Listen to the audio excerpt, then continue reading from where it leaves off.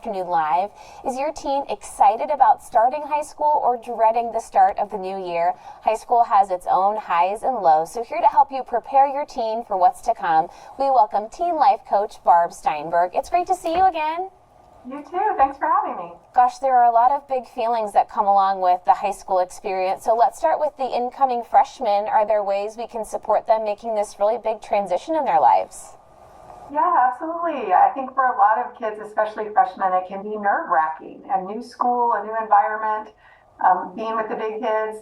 So I would say a couple of tips I have for those nerves. One is so basic, but kids don't know it, to use their breath. Taking really deep, long in and out breaths, in and out through their nose, can calm the nervous system. So that helps. You can do it anywhere, anytime. And then I talk to kids about your thoughts create your feelings. So if you're feeling really nervous and scared, you're probably thinking something that's causing those feelings. So they might be thinking, who am I going to sit with at lunch? Or my teacher's going to be hard. Am I going to know anyone? Am I going to know where my classrooms are?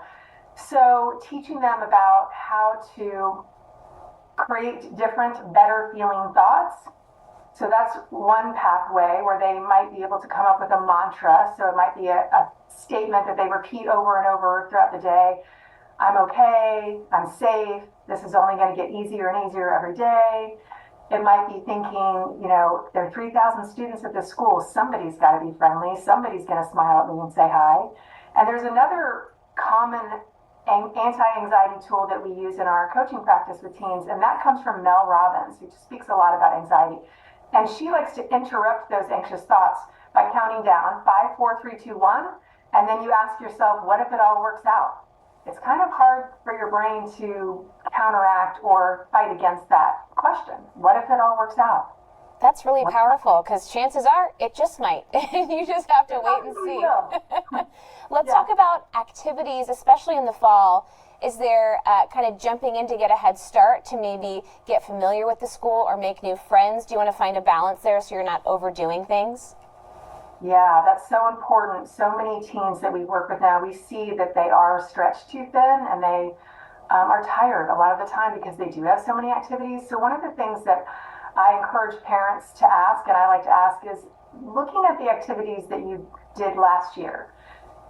Out of all of those, how much joy or enjoyment did that activity bring you versus how much stress or overwhelm or worry or pressure did it bring you, like on a scale of 1 to 10?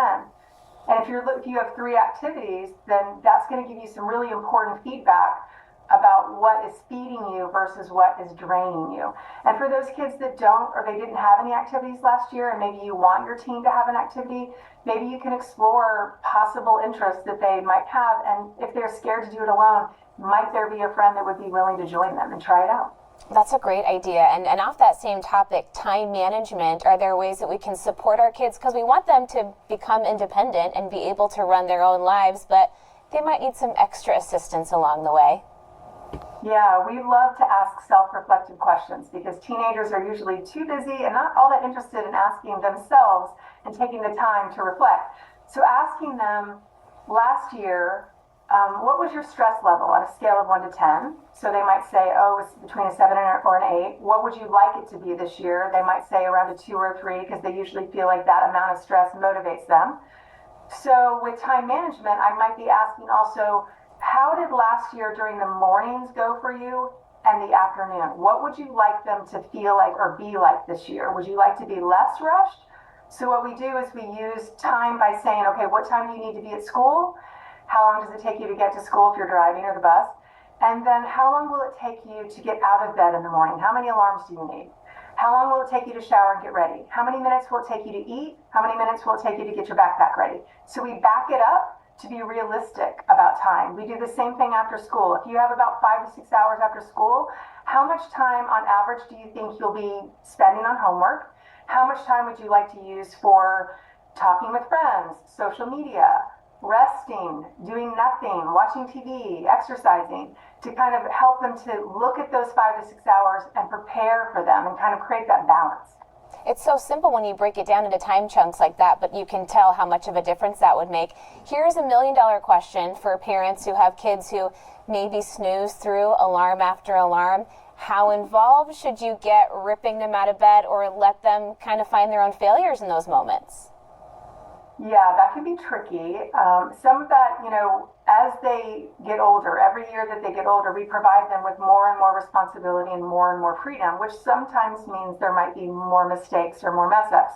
So, and if they're just starting high school as freshmen, they might need a little bit more hand holding in that area.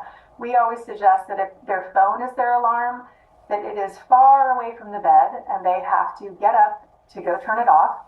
And when they get up to go turn it off, they turn on the lights or they open their blinds. And maybe there are some kids that need 3 alarms, 5 alarms, just to kind of give them the prodding they might need if they're not really super fans of going to school. Yeah, well, it happens to the best of them, and I think that's great. Yeah, keeping the phone as far away as possible is a great place to start. Hey, thank you so much. It was great to see you. You're welcome. You too. We'll have more information on our website at katu.com. We'll be right back with more after.